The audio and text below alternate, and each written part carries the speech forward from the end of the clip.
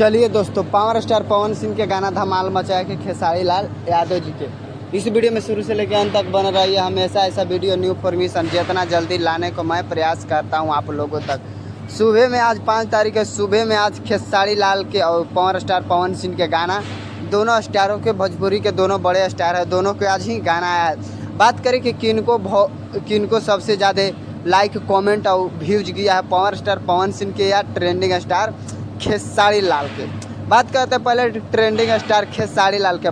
खेसारी लाल का आप देख सकते हैं कि 5 घंटा में 9 लाख कुछ व्यू है।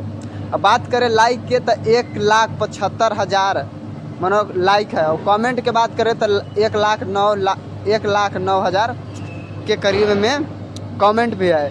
और जो पर पावर स्टार पवन सिंह के, जिनको बोलते पावर स्टार पवन सिंह की बात करें तो ये घंटा में 5 घंटा में आप लोग देख सकते हैं कि 5 घंटा में 7 लाख व्यू गया है। और आप लोग देख सकते हैं कि 1,31,000 लाइक, और कमेंट भी 77,000 आप लोग देख सकते हैं। तो आप लोग अनुमान लगा सकते हैं कि कौन बड़े स्टार है, पावर स्टार पवन सिंह या ट्रेंडिंग स्टार खेसारी लाल। हम हमेशा ऐसा वीडियो इन्फॉर्मेशन आप लोगों तक जितना जल्दी लाने के लिए प्रयास करता हूँ। पूरा वीडियो देखने के लिए आप लोगों को धन्यवाद।